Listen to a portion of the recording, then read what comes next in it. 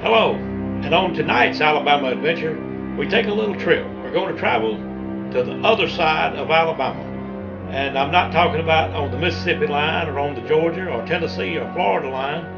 I'm talking about the other side of Alabama, the spirit world, the realms of the ghost. What I want to tell you about tonight is a house here in my hometown that's one of the most haunted houses that I can think of. But first of all, as you probably noticed, we change up the set every once in a while.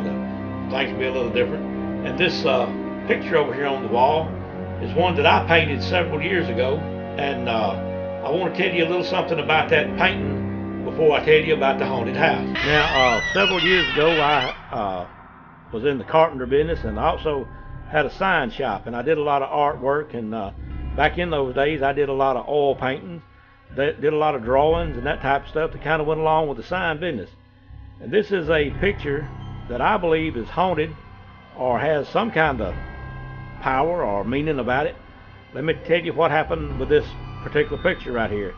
I painted this one Sunday afternoon, and not long after I got through painting it, me and my son were going to make a trip to Moundville, Alabama, over there where all the Indian mounds are. We always took our time, but anyway, going over that way, we, as usual, I have to stop and go to the bathroom somewhere.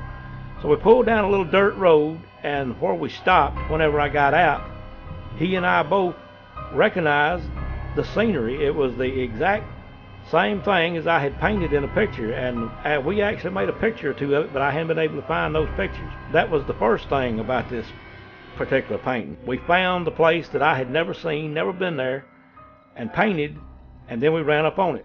As I said, I had a sign shop, and I sold paintings and that type of stuff back then. And I had my paintings hanging in a little room, and I had some in a box that when people come in wanting to look at them, they could go through the box or they could see what we had on the wall.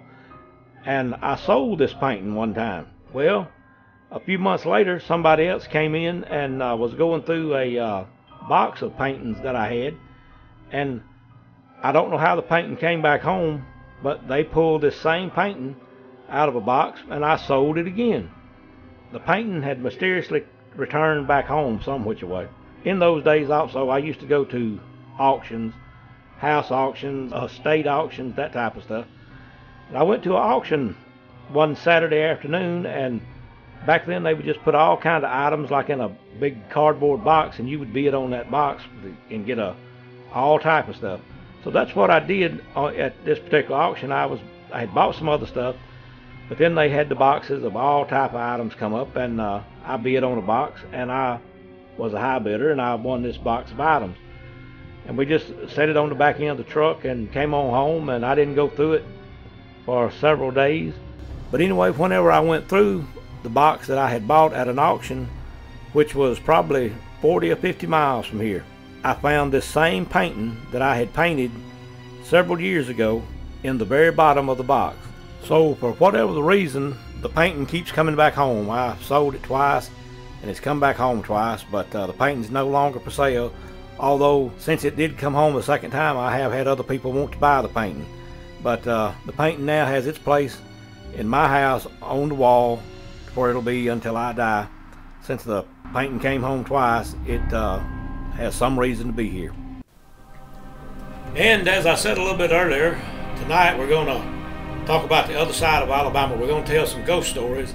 Well, one particular story about a house that's just right down the street from where I live. We're going to give Bigfoot the night off. He sort of needs a break right now, so we're going to give him this night off. And we're going to talk about ghosts. I went to my ghost files, and I have pulled out the folder on this particular house. And while we're talking about it, I'm going to run some photos that I made of the house. Some of the photos are from daytime. You can see the house better. Some of the photos are going to be like at twilight, almost dark, when there's been a little bit of activity here in the last few weeks around twilight over there. So I will tell you about that in just a moment. But okay, now what I want to do before we get started is to give you a little bit of background on the old house. The house was built in the late 1940s or 1950s. It's a concrete block house. It had at that time a solid concrete floor in it. The people that lived there were elderly people. They had retired. The man, after he retired, he was a good lawnmower mechanic, and he repaired people's lawnmowers in town, or sharpened blades and did things like that. And his garage that you see in the picture had several lawnmowers in it that he had for sale or he was working on for somebody, and that's where his shop was, and that's where you could find him sitting in the shop out there most of the time, working on someone's lawnmower. And back in the late 70s was when I met him. He was probably around 70 years old. As I've said before, in those days we used to ride horses a lot and rode horses in town and to town. And sometimes when I was going to town, I would either on the way there or on the way back, I'd ride up in his yard and of course let my horse eat grass, and would talk to him a little bit. And he was just a very nice older man. And I don't believe that it's either him or his wife that is actually doing the haunting of this house. But let's get on to the first encounter that I was told of, that this house was haunted. Okay, now the first time that I came in contact with this house being haunted was one night. I had already gone to bed and my telephone rang, and that was back before I had a cell phone.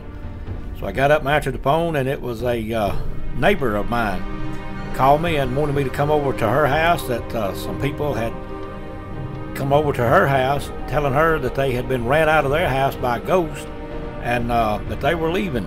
And so when they told her this, she told them she wanted to give me a call, because I was real into paranormal stuff and that type of stuff, and that was what they did. It was probably around midnight. Anyway, I got my clothes on and I went over to this lady's house, and the people that had been renting the house were in there, and you could tell that they were very scared and upset. But anyway, it seemed like it made them feel better whenever they told me what all had happened. What had happened that night, the man had got ready for bed, and he had gone on to bed, and his wife was going to take a shower, and then she was coming to bed. So anyway, he had drifted off to sleep and didn't know anything like this was going on. But in just a little while after his wife got through with her shower, she came out of the bathroom, and when she walked into the bedroom, this black figure was leaning over her husband. The head of the black demon, or whatever you want to call it, was down close to his face. And when she saw this, she screamed. And her husband said that he had drifted off to sleep, and then something felt like it was just taking his breath, like his breath was just leaving his body. And he was trying to yell for her to come to help him. He didn't know what he was having, a heart attack or something. And but he said he was just paralyzed. He couldn't talk, he couldn't say a word. But when his wife came into the bedroom and she saw this thing, that's what she thought was going on just the first instant, was this thing was sucking the breath out of him. She said it looked like there was some type of a mist between his mouth and where the mouth would be on this ghost, and it looked like it was actually sucking the breath out of his body. And when she screamed, she said this thing raised up and just went back into the closet very quickly. And her husband said that while this thing was over him and he began losing his breath, that he woke up, and when he looked into this thing's face, he said it was solid black, but he said when he looked at it that he could see two red eyes. This was the first time that I was told anything about this house possibly being haunted. Anyway, whenever they told me their story of what all had happened that night, we all decided after a little while to leave. It was probably 2:30 or 3 o'clock on in the morning by then, but they had already called one of them's parents. I don't remember if it was her parents or his parents, and they were going to their house for the rest of the night. And I believe that was the last night that this couple spent in that house. Okay, now the second encounter, or second report I had from this house, was very similar to the first one, but it was about a year later.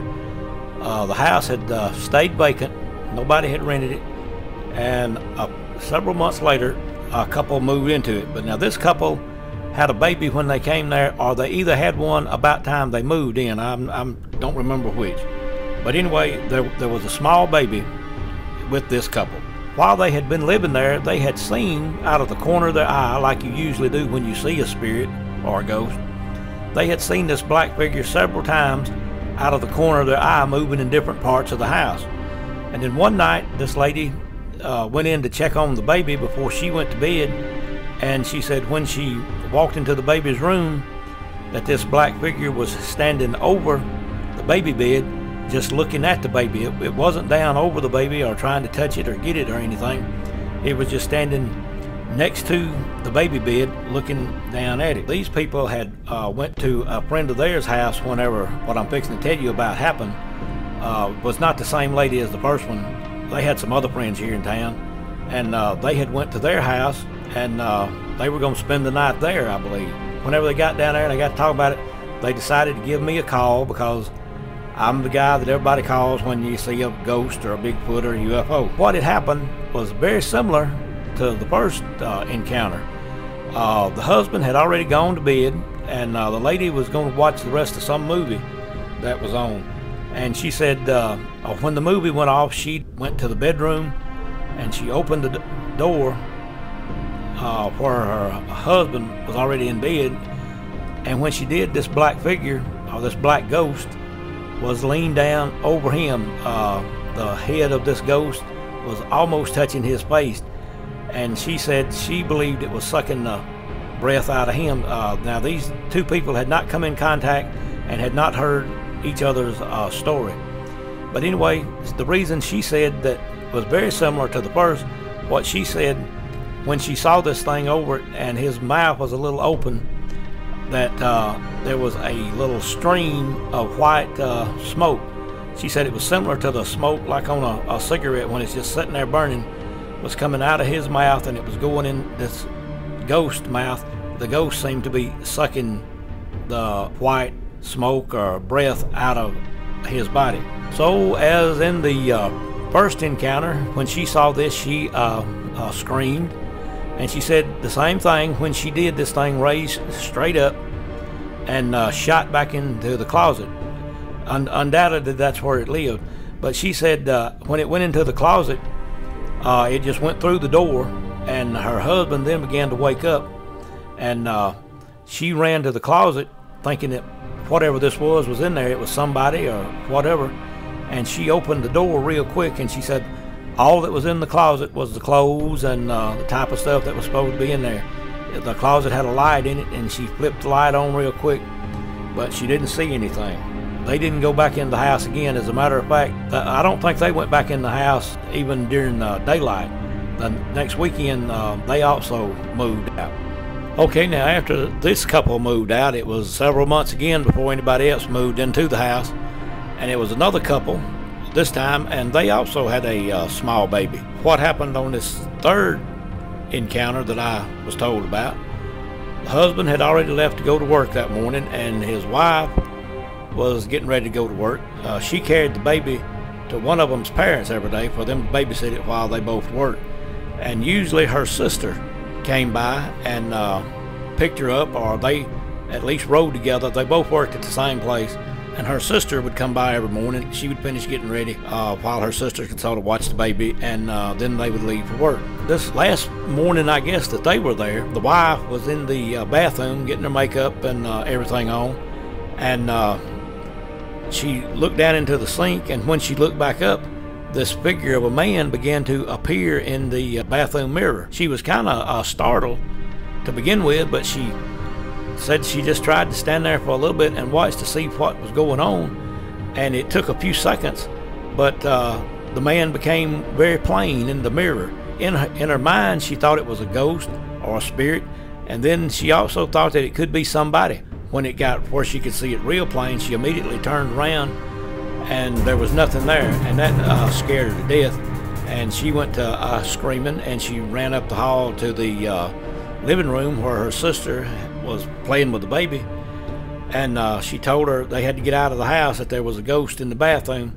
And so they both ran outside, and they ran to the car, and she took the baby and put it in the car seat, in the back seat, and buckled it in. And her sister, she had told her to get in, that they were getting out of there as quick as they could. Her sister got in the car on the passenger side in the front seat, and the wife ran around to the driver's side and jumped in the car, and she cranked up the car, and she said just as she started to put it in gear, she glanced up into the mirror to make sure the baby was okay, because from all the screaming and running and stuff, the baby had went to crying. And as she glanced up, this same man, Ghost, was sitting in the back seat with his arm over the car seat, sitting there looking at the baby. And she immediately put it back in park and turned the car off and got the baby out. Her and her sister then, I believe, got in her sister's car, or got in one of the other cars, and went to their parents' house, where they later got in touch with me that afternoon. Okay, now the next encounter may or may not have something to do with the house being haunted, but when I get through telling it, I'll tell you why I think that it may. It was sometime later that some other people rented the house and moved in, but this time it was a woman, and she had some children that moved in with her, and her parents also moved in with her. And while they had lived there, they had seen this black figure, or black figures, from time to time in the house. It had not gotten over the bed, or they didn't say it did with anybody, but they had just noticed the black figure around the house from time to time. And the mother, the older lady, said that it was some type of bad omen, and that they were going to have some bad luck or something, because they kept seeing this black figure in the house. It was in all the rooms. Not all the time, but on several occasions they had seen it throughout the house. And it wasn't long after they lived there till the daughter was in a very bad car accident and killed. And as I said, it may or it may not have anything to do with the house being haunted, but since the ghost was actually seen in the car with this other lady and her sister, then I kind of associated that it could have something to do with it. Okay, now the next encounter happened with a man who had lived there for some time. Him and his wife and daughter. His daughter, she would, when she got out of school every afternoon, she would come home, and he would stand on the front porch, and they would sometimes play, and you could hear them laughing and talking. And he would watch her ride her bicycle up and down the sidewalk almost every day when she got in from school. One afternoon, many of the local children were working on a homecoming float in the backyard of this house, and because this little girl was going to be on the float too, and they had brought it there to work on it, to put the float together for the homecoming parade on Thursday or Friday of that week. All of a sudden, well, I'll tell you what I was doing. I had an air conditioner that had went out, and I was replacing a window air conditioner. And I went outside, and there was a few cars over there, and it was the people working on the float. And I came back in, and when I got the air conditioner and in the window, I walked back outside. In the meantime, I had heard a siren, and I walked back outside to check my air conditioner to see if I had it in the window good. And there was a crowd of cars and the police and ambulances over at this house. And what had happened, the man had got shot, or someone had shot him. I don't think it was ever determined exactly what happened, but the bedroom where he died was the same one where everybody had always seen this black figure. It was kind of unsolved, but it was, I guess, put on the back shelf or whatever. Eyewitnesses' accounts of what all happened that afternoon never matched or anything. As a matter of fact, there were 3 accounts of where the bullet wound was. So it just makes you wonder if the ghost had something to do with the man shooting himself, or did somebody shoot him, or what happened that afternoon. But it was very odd, as much as he thought of this little girl, and seemed to with the other children in the community, that if he shot himself, I don't think he would have shot himself with that many children in the backyard. The bullet could have went through the wall and easily hit one of them. but it's just something else associated with the house. Okay, now I want you to look at this photograph closely. In the back bedroom window, you can actually see what looks like a ghost coming out of the window. And if you look close at the front door, just to the left side of the front door, there also appears to be a ghost there. It's not a plain ghost, it's a very light ghost, but with careful examination of the photograph, it very much looks like the man who lived there and died is still standing by the front door watching his daughter ride her bicycle. And this photo was made about a week after he died. Now I want you to look at this photo of some type of figure in the front yard. This was one afternoon. It was kind of a rainy, foggy afternoon, and something just told me to walk by the house and make a few pictures. And this next set of pictures that's coming up is those pictures I made. You'll see a lot of orbs in the front yard, and it looks like the orbs are going upward. And also in this one photograph that I made of the front yard, you can see what appears to be the shape of a person in the front yard, as you can see like shoulders and a head off of this ghostly white figure. Also in one of these photographs you will notice a mysterious ghostly looking fog, and it's only in one photograph. It was for a long time that this house stayed vacant. Over that period of time it was put up for sale. Now the house has stayed vacant for a pretty long time, but recently, over the last year, someone purchased the house, and they did some major remodeling. Anyway, right now there's not any electricity or power on in the house, but over the last few weeks I have noticed, I guess maybe it's because it's getting close to Halloween of 2015 and the veil between the worlds is getting thinner, getting ready for Halloween night. But anyway, sometimes late in the afternoon, that's why I made some of the pictures at twilight. Sometimes around twilight in the afternoon, you can see light come on in two of the rooms. One of them is the bedroom where the mysterious black figure always appeared and where the man got killed.